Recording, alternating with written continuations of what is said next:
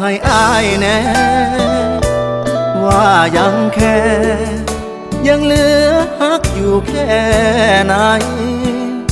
กับเขาคนนั้นที่รับเข้ามาเบียดอา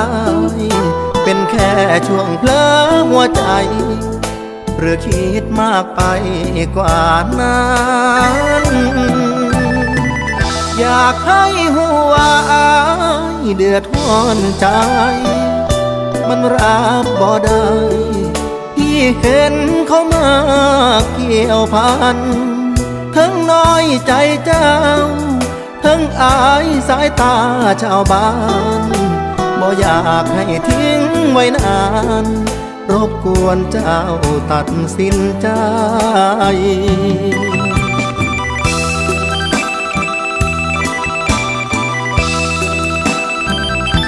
สิให้เขาไปหรือว่าให้อายเจ็บเลือกคนมีคะแนนเก็บหรือว่าคนมาใหม่ถ้าให้เขาอยู่ก็แปลว่าอายต้องไปหักมาโซลมโซตายหรืออายควรมีน้ำตาขาดเจ้าเขาคงบ่เจ็บปานใดอดีตบ่หลายทำใจคงบ่หนักหนาแต่อายคนนี้บ่ตายก็คงเป็นบ้าเพราะหากที่ให้แก้วตามีค่าเท่าลมหาย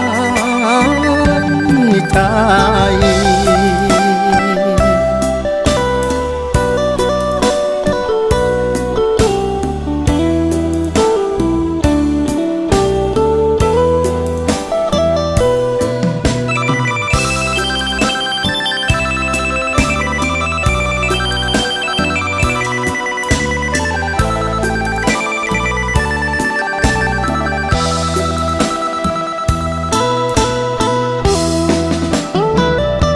สิให้เขาไป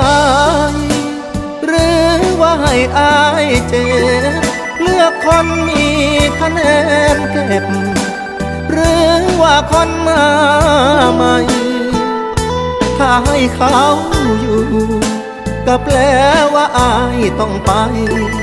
หักมาโซลมโซตายหรืออายควรมีน้ำตาขาดเจ้าเขาคงบ่เจ็บปานใดอดีตบ่หลายทำใจคงบ่หนักหนาแต่อายคนนี้บ่ตายก็คงเป็นบ้าเพราะหากที่ให้แก้วตามีค่าเท่าลมหายใจ